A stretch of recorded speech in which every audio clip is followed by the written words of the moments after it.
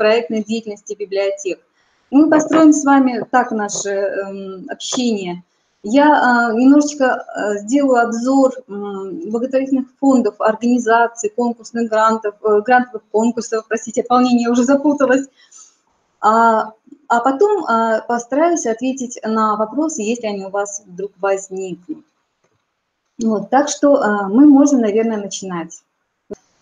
Итак, дорогие коллеги, ну, что такое гранты, вы, я полагаю, все знаете. Конечно, я все равно вывела это определение. Грант – это субсидия на поддержку малых инновационных компаний, предоставляется, как правило, однократно на безвозмездной, безвозвратной основе, но с последующим отчетом об их использовании. И чаще всего еще одно условие – это долевое финансирование целевых расходов грантополучателей. С помощью грантов оказывается необходима поддержка тем проектам, которые не являются прибыльными, но тем не менее они важны для общества, либо для общества в целом, либо для региона, города, либо даже учреждения.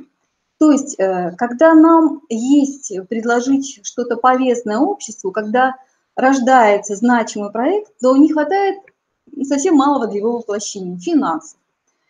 Тогда вот мы прибегаем к помощи организаций, которые выделяют средства на общественно полезные затеи. Это может быть и специально созданные фонды, грантовые конкурсы или финансирование отдельных проектов, если их суть созвучна направлению благотворительной деятельности.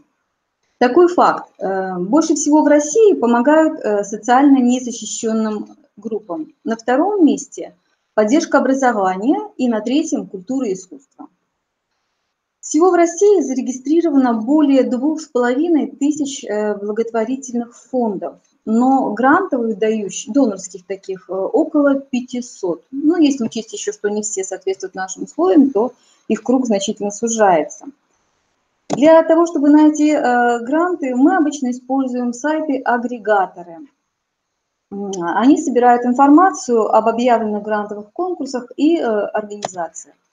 Всем известен такой сайт, как «Все конкурсы». Он предлагает информацию о разнообразных объявляемых в России творческих конкурсах, также стипендиях, стажировках и, конечно же, грантах. В новостях на главной странице сайта всегда объявляется по степени актуальности все эти мероприятия, то есть до того времени, пока не заканчивается прием заявок. К сожалению, по сайту не предусмотрен поиск, но можно ориентироваться на предлагаемое в левостороннем меню рубрики. Вот вы видите у себя на экране.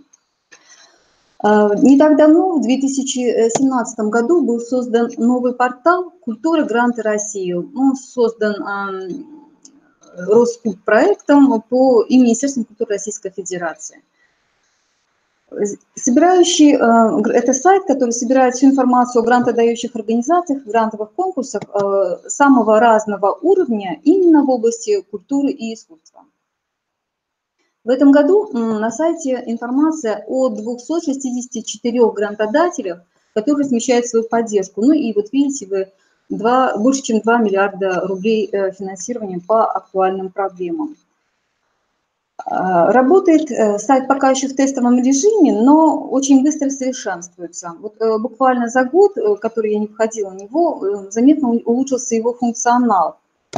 Здесь возможен поиск и отбор грантов по таким наиболее популярным параметрам, по именованиям, ключевым словам, по сроку подачи, по сумме гранта и, кроме того, по другим критериям, так называемый расширенный поиск. Вы видите все эти критерии и фильтры у себя на экране. Хочу обратить ваше внимание также на пару разделов сайта. Вот такой раздел, он так называется, страница «Полезная информация». Помимо всевозможной полезной информации, здесь еще рассматривается процедура подачи заявок на грант и типичные ошибки, которые допускают соискатели грантовых конкурсов.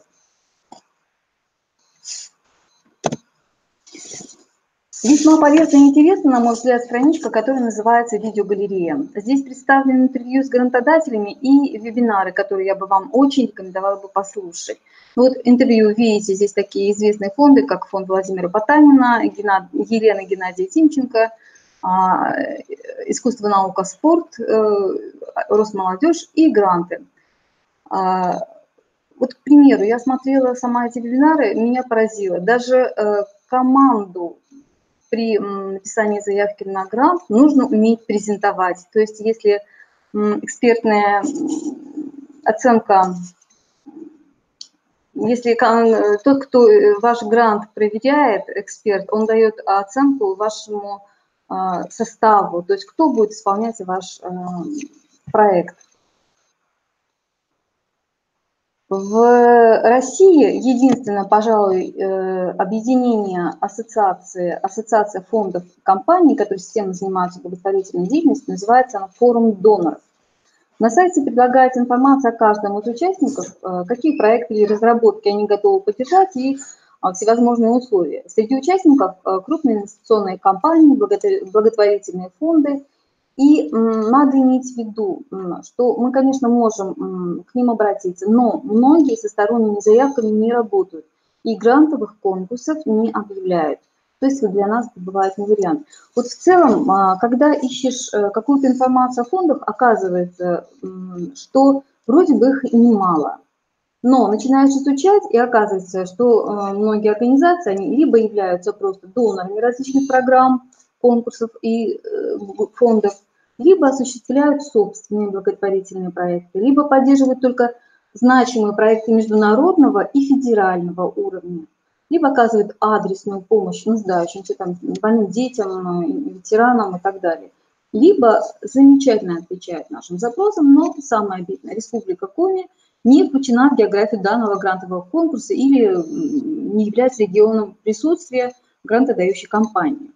Так, например, великолепные конкурсы объявляет фонд Михаила Прохорова, но на республику нашу они не распространяются. А фонд Михаила Потанина предлагает великолепные программы для музеев. Но фонд не готов работать с библиотеками обычными, работает только с теми библиотеками, в структуре которых официально есть музей. Итак, где же можно найти денежку для своего проекта? Так, все вы знаете, что библиотеки имеют шанс получить как государственную поддержку на федеральном, региональном уровне, так и поддержку различных благотворительных фондов и организаций. Государственная поддержка культурных проектов осуществляется и на конкурсной основе, и в виде субсидий. Это премии правительства Российской Федерации в области культуры, но там больше, конечно, это область литературы и искусства, и гранты президента Российской Федерации для поддержки творческих проектов, в том числе в библиотечном деле. На конкурс могут представлять свои проекты некоммерческие организации, предусматривающие деятельность по множеству направлений. Вот здесь как раз очень ценно партнерство библиотеки с некоммерческими организациями, ибо библиотека может выступать как партнер НКО и на свой проект, который она может осуществить, получить грант. За 2017-2018 годы фондом президентских грантов поддержаны 48 проектов из Республики Коми. В 2018 году наша библиотека также получила грант на проект «Регион умников». Проект был подготовлен от некоммерческого партнерства корпорации библиотек Чукора, и, возможно, вы о нем слышали. Если коротко, «Регион умников» – это открытая площадка для общения, поддержки и развития талантливой молодежи республики и включает в себя комплекс обучающих мероприятий для молодежи, которые повышают интерес к интеллектуальному творчеству и предпринимательству, и, собственно, проведение конкурсов. Это предпринимательство без границ и международный конкурс «Школьный патент. Шаг в будущее». Из победителей будет сформирован реестр талантливой молодежи «Регион умников». Второй проект, который получил поддержку 347 тысяч, это проект юношеской библиотеки и общественная организация по развитию молодежных инициатив «Новое дело». Проект называется «Гвоздиня. Мастерская в библиотеке». Направлен на то, чтобы в библиотеке создать особую зону, где будет находиться современная техника, 3D-принтер, 3D-ручки, термопресс, оборудование для создания деревянных игрушек, пазлов и другое. Такие популярные сейчас мастерские, которые открываются в российских библиотеках. И в этой зоне можно поэкспериментировать, создавать какие-то уникальные творческие модели с помощью этой умной техники и так далее. Подробнее об этом проекте вы можете посмотреть, познакомиться на сайте юношеской библиотеки и на сайте фонда президентских грантов. Ссылочки я вам кинула. Фонд президентских грантов принимает заявки 2 раза в год. На первый конкурс в этом году прием заявок уже завершен. Подать можно будет следующие заявочки с 10 июня по 31 июля. Это второй конкурс 2019 года. И с 14 октября по 25 ноября на первый конкурс уже 2020 года. Хочу обратить опять-таки ваше внимание на полезную информацию. На сайте президентских грантов в 2019 году проводилась, размещена запись семинара, которую проводил генеральный директор фонда Илья Чукалин. Он рассказал, как будут проводиться конкурсы президентских грантов в 2019 году и как подготовить для участия в них хороший проект. Кому интересно, рекомендую обратиться к видеозаписям. Вы ссылочку тоже видите у себя на экране. Кроме того, есть раздел онлайн-курсы. Здесь можно бесплатно просмотреть курсы видеоуроки по темам: социальное проектирование от идеи до президентского гранта, как влияют ошибки в заявке на оценку проекта по критериям, как доработать социальный проект и победу в конкурсе. Я хочу сказать, что вот эту информацию полезную, которую вы почерпнете из видеоуроков, можно использовать при подготовке проектов независимо от того, какого грантодателя вы выберете. В регионах России, продолжаем мы с вами, в регионах России существуют свои региональные программы развития культуры и свои гранты. В Республике Коми это гранты главы Республики Коми в области культуры и искусства по направлению библиотечное и музейное дело. Останавливаться подробно не буду, вы все условия знаете, я полагаю. Хочу сказать только, что в 2018 году у нас гранты получили 6 библиотек региона, в том числе 4 муниципальные. 2 гранта получила наша библиотека, чему неизменно рады. Это грант на межмуниципальную акцию по продвижению книги чтения «Большая книга в супермаркете» и «Время героев» интерактивная мифологическая карта Республики Коми, которая уже у нас на сайте находится. Библиотека имени Брайля получила также грант проект «Республика Коми» в формате ТИФа. И 4 муниципальные библиотеки, вы видите, Прилузская, Каркировская, Сыктывкарская и Учинская библиотеки получили гранты под свои проекты. Подробнее вы можете, думаю, связаться с ними, посмотреть на сайтах. Итак, благотворительные фонды и организации. Начну, наверное, с полюбившегося специалистом культуры конкурса малых грантов «Северная мозаика». Он проводится с 2017 года по инициативе при поддержке Ольги Викторовны Севастьяновой, депутата Госдумы. И гранты выделяются на развитие культурных инициатив городов и районов имени Республики Коми. Конкурс проводится уже 3-й раз, ежегодный он, и традиционно охватывает 5 культурных направлений. Это библиотечное дело, клубное, музейное, творческие коллективы и прикладное творчество. На один грант приходится около 100 тысяч рублей. Каждый год заявляется общее тематическое направление. Так, например, в 2018 году популяризировали и поддерживали семейные ценности и традиции. В этом году конкурсный отбор направлен на вовлечение жителей в проекты по использованию дворовых и прилегающих территорий. Полезное использование. И проходил он под рабочим названием «А у нас во дворе». И вот видите, активное развитие и отдых, библиотека у нас во дворе в том числе. Хочу сказать, что в 2017-2018 годах победителями становились по 5 библиотек. Вы видите их на слайде.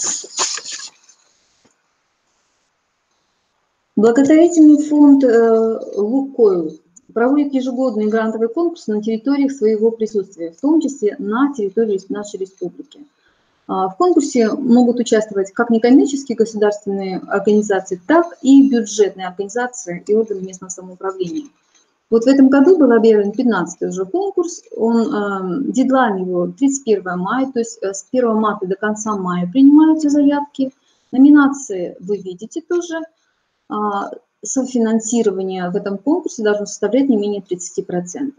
В прошлом году, в 2018-м, победителями конкурса в 2 номинациях были библиотеки Усинского, Уцилимского и Ижинского района. Вот первый проект Усинской библиотеки назывался он «Кубр-2019». Это проведение первого городского турнира по спид-кубингу. Я была сама очень удивлена, оказывается, спид-куберы – это те, кто соревнуются в умении быстро собирать кубик Рубика и прочие головоломки. И вот год назад на базе Центральной библиотеки Усинска открылся клуб спид-кубинга, это была идея мальчишек-читателей, и затем родилась идея провести соревнования городские. Но так как был поддержан грантом Лукойла, эта идея, а затем клуб вступил в междурегиональную организацию Федерации спид-кубинга, если такая оказывается, и благодаря этому получил право уже на всероссийские соревнования уже всероссийского уровня. Так, проект стал победителем в номинации «Молодежной инициативы», а вот в номинации «Духовность и культура» два схожих проекта – это Уссурийская ЦБС, библиотека Новоборская и Нешабожская библиотека-филиал Ижинская ЦБС. В принципе, оба главной целью проекта является обновление библиотек. Но вот Центр досуга вдохновения – это открытие на базе библиотека Центра вдохновения, который послужит организации досуга детей и взрослых, чтобы в комфортных условиях, значит, мы могли проводить мастер-классы, различные мероприятия, чтобы происходило такое общение жителей. И сейчас в библиотеке полным ходом идет ремонт, судя по отчетам у них в ВКонтакте. Ижинский проект «Уютное чтение» направлен на привлечение детей села Нешабош в библиотеку, и затевался проект для обновления читального зала, что и произошло уже в апреле месяце. О победителях грантовых конкурсов Лукойла с 2012 года вы можете посмотреть на сайте грантодателя, ссылочку вам тоже оставляю. Начиная с 2017 года в конкурсах Лукойла стали побеждать организации Печоры и Печорского района. Правда, о библиотеках я информации не нашла. Если еще не получалось, то, значит, похоже, у вас все впереди. Следующий фонд, всем тоже известный, в представлении не нуждается, благотворительный фонд Елены и Геннадия Тимченко. Крупнейший семейный фонд в России, деятельность его направлена на поддержку активного долголетия, развитие непрофессионального детского спорта, помощь приемным семьям и детям и развитие региона в России средствами культуры, куда, собственно, и входит конкурс «Культурная мозаика малых городов и сел». Этот масштабный проект проводится с 2014 года. О нем вы прекрасно знаете. За это время было подано более 4000 заявок, и 327 проектов из 65 регионов получили поддержку. Это самые разнообразные проекты: гастрономические, музыкальные, и ландшафтные фестивали, театральные гастроли, открытые чтения, образовательные программы и так далее. Конкурс, второй конкурс фонда «Активное поколение». Направлен он целью поддержка гражданских инициатив, улучшающих качество жизни людей пожилого возраста. Особенно это актуально для жителей малых городов и сел, где больше половины местного населения уже возрастное. Приоритеты финансирования вы видите на экране, и региональным партнером этого конкурса является благотворительный фонд «Добрый город Петербург».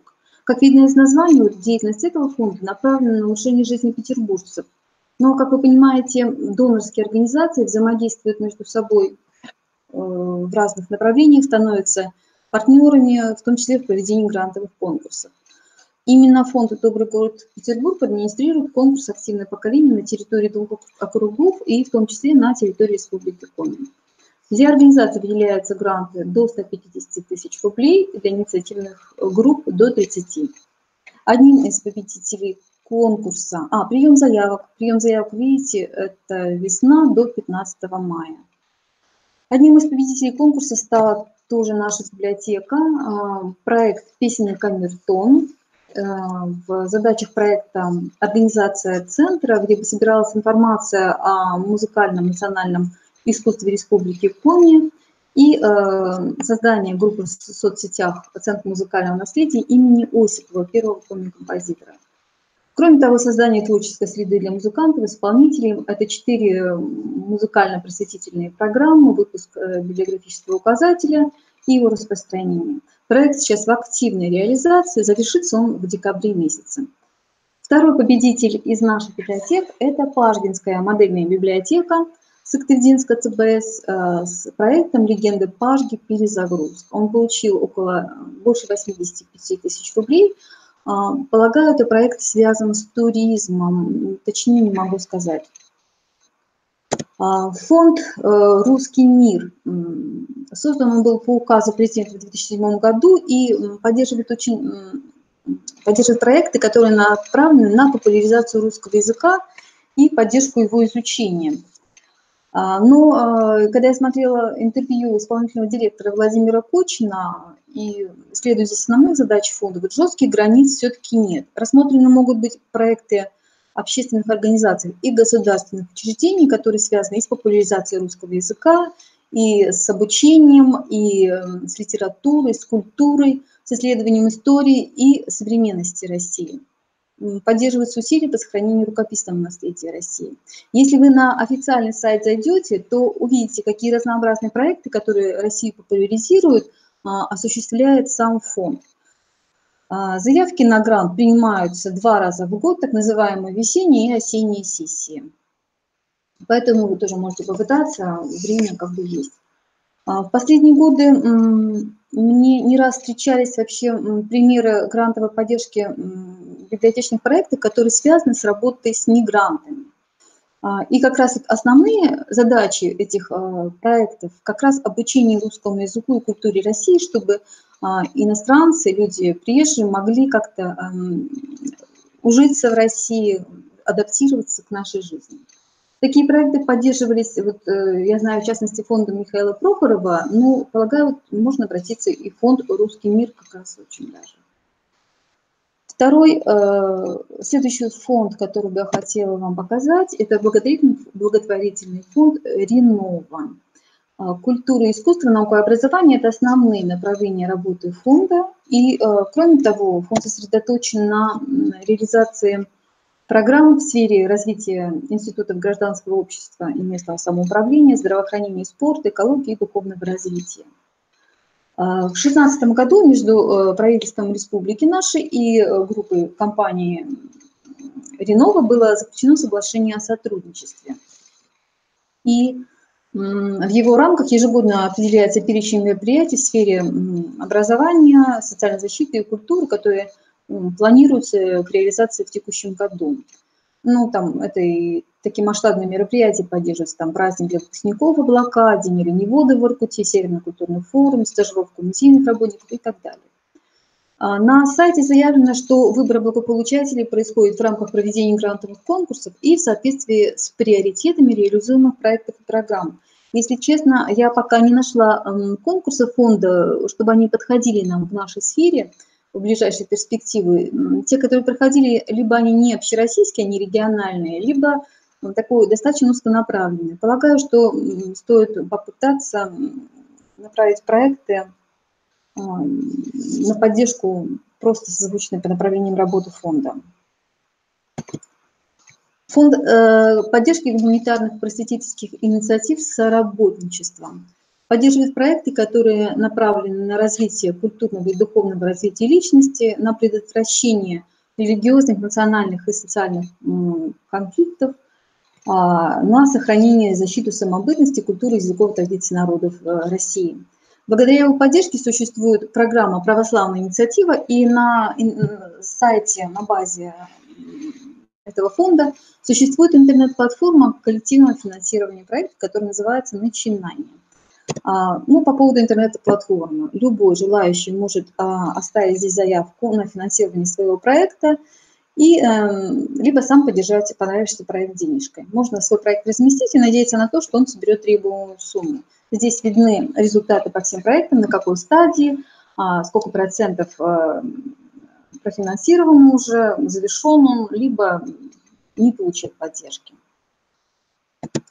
Конкурс «Православная инициатива» – это такая международная грантовая программа и, собственно, включает в себя 3 конкурса. Это ежегодный открытый конкурс «Православная инициатива», конкурс малых грантов и региональные конкурсы. В этом году объявлялся конкурс малых грантов, мы говорим по-русски, но уже прием заявок завершен был в марте. Сейчас идут региональные конкурсы, объявляются, а вот информацию о ежегодном международном конкурсе на 2019-2020 год пока не было. Будем ждать. Потому в рамках конкурса 17-18 годов среди 289 победителей из библиотек получили гранты 35, причем 33 где-то из сферы культуры. Все гранты, соответственно, были направлены на духовно-нравственное патриотическое воспитание, и 3 проекта были от библиотек Республики Коми. Наша библиотека с интерактивной передвижной выставкой размышлением «Святые новомученики земли Коми». Проект уже в действии сейчас, и выставка отправляется по муниципальным библиотекам. Удырская ЦБС представила проект «Духовное наследие земли Удырской». У них интересный проект привлечения населения к поисково-исследовательской работе в истории Коми края и традициям православия. Также волонтерская деятельность по сохранению церквей и святынь, предусмотрены экспедиции по святым местам, творческие мастерские, создание мультфильма «Святыни земли Вашкинской», электронный путеводитель «Наследие век живой». В общем, очень интересный проект. Православный кукольный театр «Колокольчик» – это проект села Ипсы Твердинской библиотеки. Здесь приобщение детей младших к православным знаниям через кукольный театр. Здесь и продвижение православной литературы, и показ спектакля, и творческая лаборатория предполагается сказок «Мудрые руки». Кроме того, множество проектов библиотек получили грантовую поддержку в этом конкурсе, и в основном это проекты направлены на создание духовно-просветительских центров, либо каких-то объединений при библиотеках разных форматов, и также интерактивные туристические маршруты по святым местам тоже стали популярность приобретать и вот выигрывают эти проекты. Ну и кроме того, социально незащищенные слои населения, работа с ними также поддерживается грантами. Например, проект Тамбова вообще направлен на работу с заключенными. Ежегодный конкурс социально значимых проектов в области гражданской активности сейчас объявила Общественная палата Российской Федерации, он ежегодный. Подать заявку может любой гражданин России, который руководит уже действующим социальным проектом. Тут, помимо всевозможных почестей, победитель получает 200 тысяч рублей, и заявки приходятся на лето с 12 июня по 26 августа. Проект должен быть уже действующий, социально направлен на улучшение жизни людей. Номинации у вас на экране, вы можете посмотреть. Возможно, у вас уже есть что-то или зреет какой-то проект, который подойдет под одну из этих номинаций. Вот, напоминаю, время объявления конкурса уже скоро, 12 июня. Следующий фонд – это благотворительный фонд «Созидание».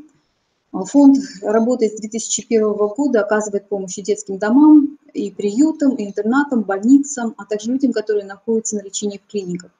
Фонд сам приобретает и контролирует необходимые вещи от платьев, кубиков до медицинского оборудования и техники. Но в то же время на постоянной основе он поддерживает театральные кружки, малообеспеченные семьи и сельские библиотеки в различных регионах России. Конкурсы объявляются такие. Программа «Читающая Россия», в ее рамках проводится грантовый конкурс одноименный. Приглашаются к участию публичные библиотеки в населенных пунктах до 10 тысяч жителей, в небольших. В 2019 году этот конкурс еще не был объявлен, но прием заявок в 2018 году был до ноября месяца. То есть конкурс объявляется во второй половине года, поэтому я вам рекомендую за ним следить. Программа состоит из нескольких номинаций, из нескольких конкурсов. Они каждый год меняются. Вот в 2018 году библиотекам можно было поучаствовать, например, в конкурсе «Лучшие мероприятия года». Там нужно было рассказать о самом значимом мероприятии, которое вы планируете провести в будущем году. Чему оно посвящено, как будет строиться сценарий проведения, какова цель и могли получить подарок 50 тысяч рублей. Следующие «Я книжный герой» и «Год юбилеев» – это конкурсы для читателей. В одном автор мог рассказать о том, как бы он себя вел, если бы был героем любимой книги. Второй был посвящен классической литературе. И для детишек тоже они проводят конкурсы, но там уже чисто приз. Ежегодный конкурс «Сокровища большой страны» грантовый, он проводится ежегодно весной, но вот в 2019 году почему-то не объявлялся, может быть, будет позже, не могу сказать. В 2018 году он был направлен на поддержку центров культуры, спорта и досуга для населения, опять-таки, небольших населенных пунктов, не более 15 тысяч человек. Причем центры эти могли располагаться на базе библиотек, сельских школ, домов культуры и так далее. Номинации вы видите на экране. За проект можно было получить до 30 тысяч рублей. Ну и опять-таки приз для номинации «Двигайся больше, проживешь дольше», где каждый участник может выдвинуть на снискание премии человека, который своим примером продвигает здоровый образ жизни. Благотворительный фонд, который в 2006 году был создан российским предпринимателем Алишером Усмановым, называется «Искусство, наука и спорт». Это те направления, по которым работает фонд. Из программ же фонда фонд российский на всю Россию, его программы распространяются, хочется выделить две. Программа «Особый взгляд» и проект «С уверенностью в будущем». Особый взгляд поддерживает инновационные проекты, которые нацелены на адаптацию людей с нарушением зрения. Очень интересное на эту тему было интервью на сайте «Культуры Гранты России» от представительницы этого фонда, и она рассказывала, насколько увлеченно люди этим занимаются, делаются специальные спектакли для людей с ограничением зрения, спектакли в темноте, творческие мастер-классы проводятся, специальные экскурсии в музеях, аудиоспектакли, аудиокниги, тифлокомментарии к художественным и мультипликационным фильмам создается, а также сейчас планируется внедрить в театры живое тифлокомментирование. И кроме того, у них есть информационный портал в интернете «Особый взгляд», где все материалы как в текстовом, так и в аудиоформате представлены. То есть вот такая направленность особая у этого проекта. Второй проект «С уверенностью в будущее» направлен уже на социализацию детей-сирот и подготовку их к самостоятельной жизни. Целевая группа – подростки от 11 до 18 лет. Правда, о грантовых конкурсах информации я пока не нахожу, полагаю, что поддерживаются отдельные проекты. И, наконец, еще один интересный источник финансирования. Фонд называется The Awesome Foundation, потрясающий, удивительный фонд. Это ежемесячные гранты на самые разнообразные проекты и идеи. Такое международное сообщество, в принципе, даже сайт, основной сайт, он англоязычный, поддерживает новые общественно значимые или просто интересные проекты в самых-самых разных сферах. Организаторы рады выдать грант проектам, которые, во-первых, осуществимы. Грант должен быть ощутимой поддержкой для развития проекта, общественно полезной, значимой, несомненно, и самое главное, просто потрясающий. Попечители формируют каждый месяц грант в $1000 и инвестируют в понравившийся проект. Все желающие оставляют заявку на грант на сайте, потом выбираются команды, и нужно будет лично презентовать свои идеи попечителям фонда, потом получаете грант. Причем гранты абсолютно без встречных обязательств, никаких прав на ваш проект организация не предъявляет. И, как сказал один из попечителей, это микрогранты для микропроблесков гениальности. Сейчас появилось российское отделение фонда, и можно оформить заявку на русском языке и готовиться к потрясающим переменам. Вот я на этом останавливаюсь и от всей души желаю вам успешных проектов. Если у вас есть вопросы, постараюсь на них ответить. Все ли вам было понятно? Много ли фондов из тех, что я вам рассказала, были вам известны?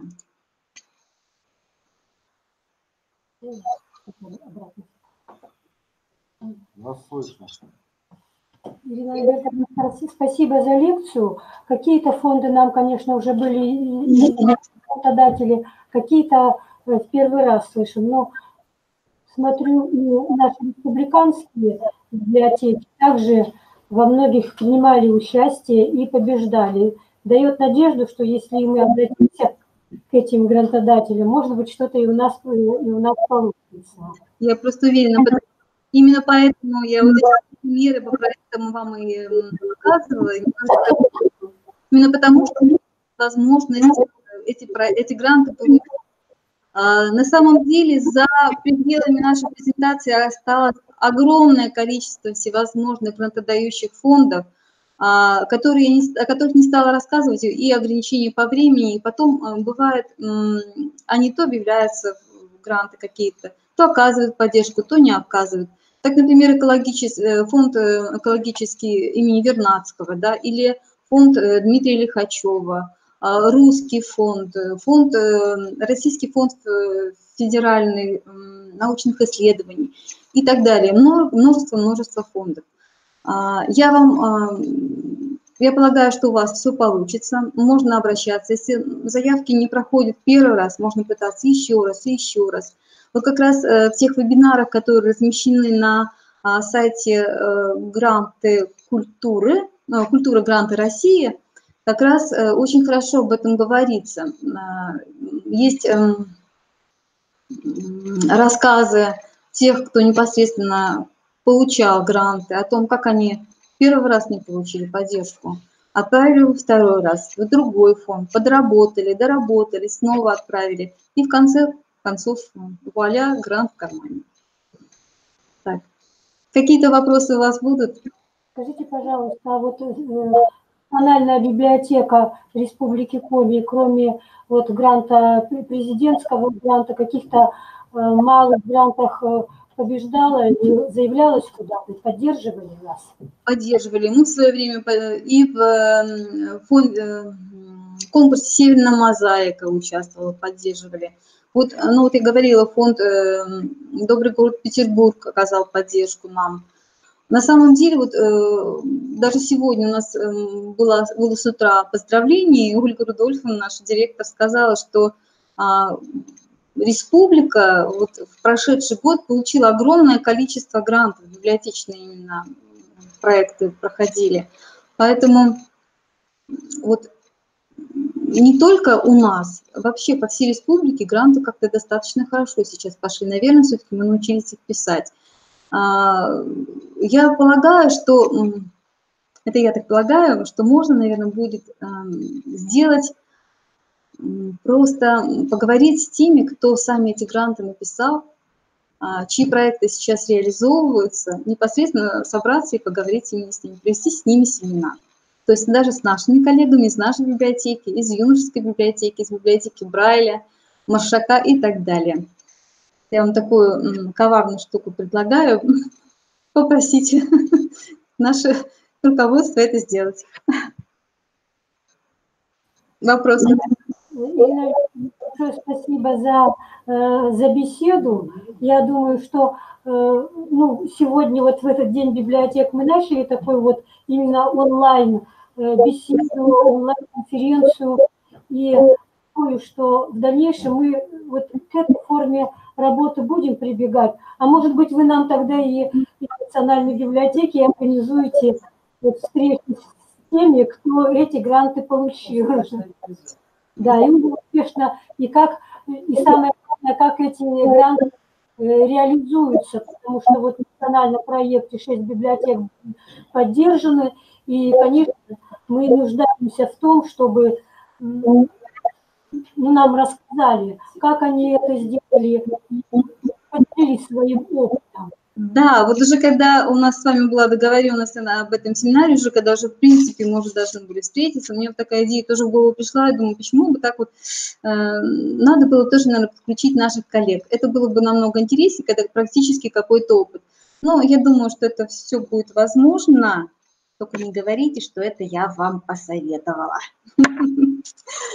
Они сами додумались до этого. Очень хорошо.